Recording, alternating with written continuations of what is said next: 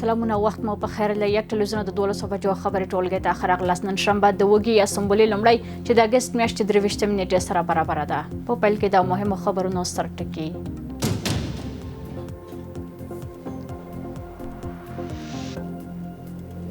له هند سره د پاکستان خبرو اترو ردیده پاکستان وایي له هیڅ هیواد له هند سره د خبرو اترو منځګړیتوب نه دی غوښتی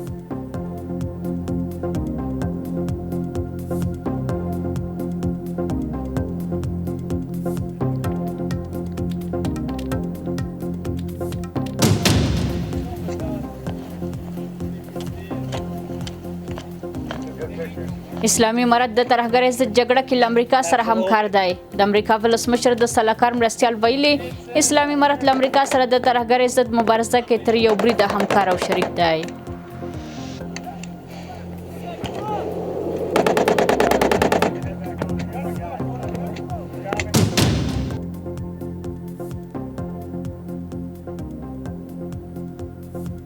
او روسیې ته د امریکای خبرداري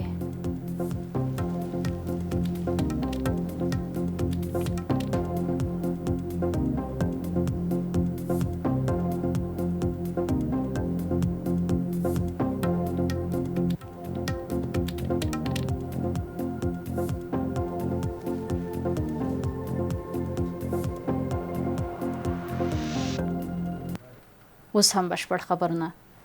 د ننګرهار د سرود ولسوالۍ وروستۍ مرګونې پیښې عاملینو پر خپل جرم اعتراف کړی د ننګرهار امنیه قومندانۍ ویان سید طیب حماد ویلي چې په نویل شویو کې 4 سړي او یوه ښځه شامل دي ښاغلي طیب زیاته کړې چې د پیښو عاملینو غوښتل د کور قیمتي توکي او پاسپورټونه غلا کړي د سرود ولسوالۍ په سلطانپور سیمه کې تېره اونۍ د یوې کورنۍ 6 واړه غړي په ډزو او چړو ووژل شول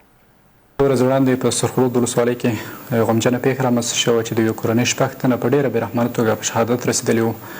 وروسته قاتلینو د ساحې څخه فرار کړی و چې امنیتي ځواکونه د استخباراتو سره په همغږۍ لاس په کار شول تر څو د یادې پیښې قاتلین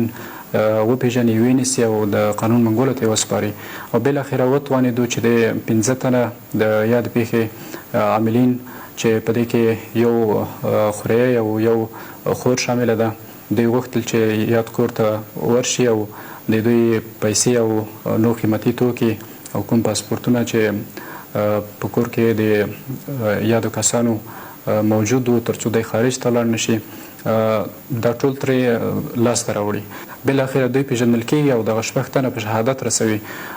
نیول شوو کسانو په خپلو جرمونو اعتراف کړی چې اوس مهال تر پوښتنو او ګروېږنو لاندې دي چې وروسته به رسما عدلي او قضایي ارګانونو ته وسپارل شي زه میرویس یم د اسفندیار رور یم او دغه کوم شهیدان چې موږ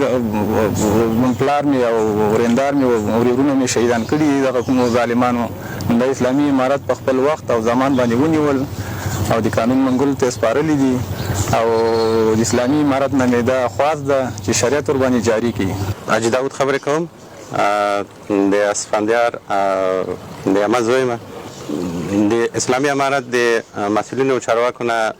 ډېره زیاته مننه کوو موږ په تصور کې نه وو چې دومره سریع او تیز اقدام به وشي او دغه قاتلین او مجرمین د وحشي حیوانات به گرفتار شي او خو انشاءالله ډېر په لنډ وخت کې دا گرفتار کړل او ډېر ترې ناراضي یو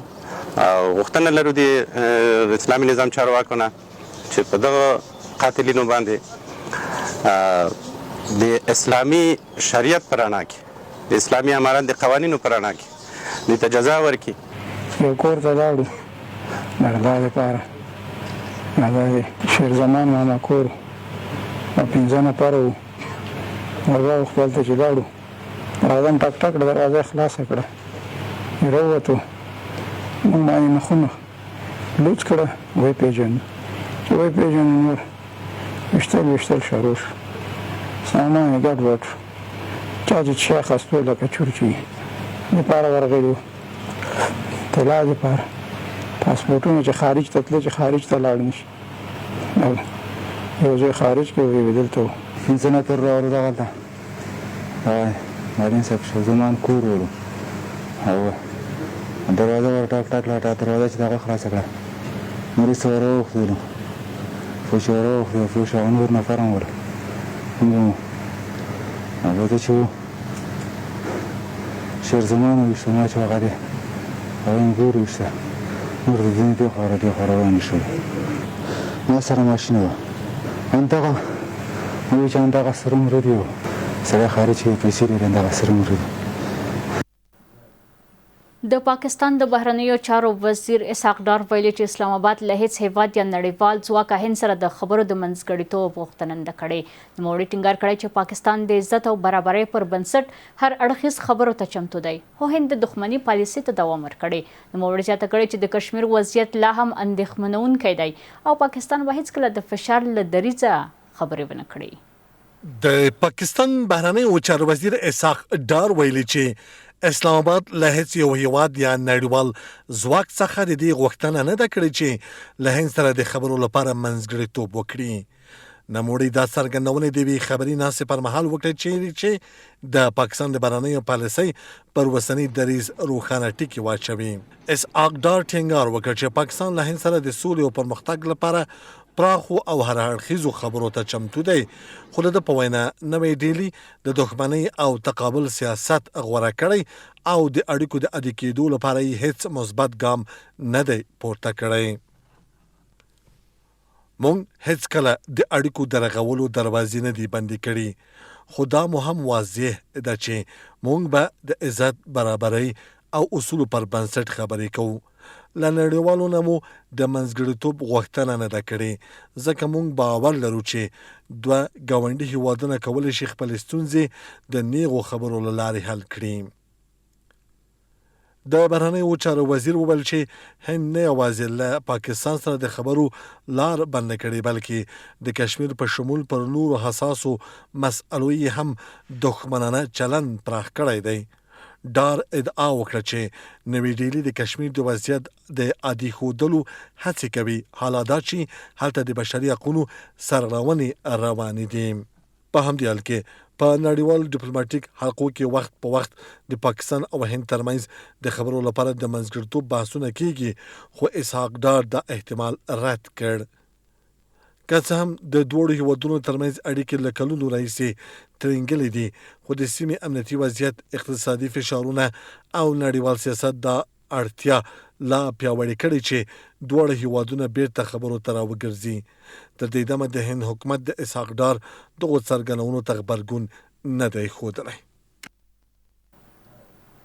د امریکا ولسمشر د سلاکار مرستیال او د امنیت شورا لوړپوړي غړي ویلي چې د افغانستان اسلامي امارت له امریکا سره د ترهګرۍ ضد مبارزه کې تر یو بریده همکار او شریک دی. نوموړي زیاته کړې چې د افغانستان اسلامي امارت هم اوس له ځینو افراطي ډلو سره مخ دی کومې چې نه یوازې امریکا ته بلکې افغانستان ته هم جدي امنیتي ګواښ پېښوي. نوموړي زیاته کړې اسلامي امارت تر یو بریده د همکاریو شریکان دي ځکه ځینې ډلې شته چې هغوی ته هم ګواښ پېښوي. زموږ او د هغوی دښمنان بالکل یو ډول نه دي خو دومره فرق هم نه لري.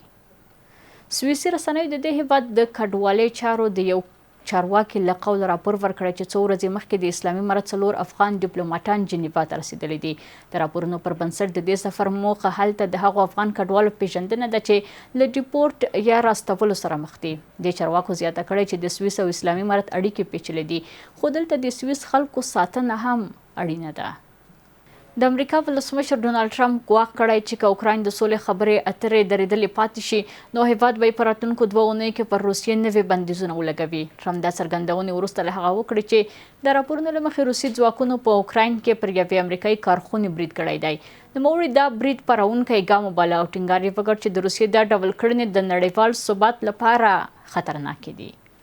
د امریکا د لویزیانا ایالت په سویل ختیځ سیمه کې د موټرو پرزو جوړونې په یو صنعتي کارخونه کې زوروره چاودنه شوې ده چې له امله یې قوي اور بل شوی او سیمې ته پراخ زیان یې اړولی دی. د سیمه ییزو چارواکو پر وینا دا پیښه نن سهار وختي رامنځته شوه او د اور لګېدو له امله ژر تر ژره له شاوخوا سیمو خلک او د ښوونځیو زده کوونکو ته د تخلیې امر ورکړل شو. د راپورونو له مخې چاودنه د کارخونې په اصلي تولیدي برخه کې رامنځته شوې چیرې چې د موټر انجنونو او نورو میخانیکي پروسې جوړیږي. د چاودنې د لامل په تړاو تر اوسه رسمي معلومات نه دي خپاره شوي خو د دفاعي چارواکي وایي ښایي د ګازو یا کیمیاوي موادو ذخیره شوې برخه کې تخنیکي ستونزه رامنځته شوې وي. د اور د کنټرول هڅې لا هم روانې دي او د سیمې د بیړني وضعیت ادارې خلک له نږدې 2 کیلومتره د وتلو سپارښتنه کړې ده. له تاسو خپل ټولو همکارانو نه په مننه سره زموږ د 12 بجو خبري ټولګه پر همدې ځای پای ته رسیږي. تر بیا د خدای په امان.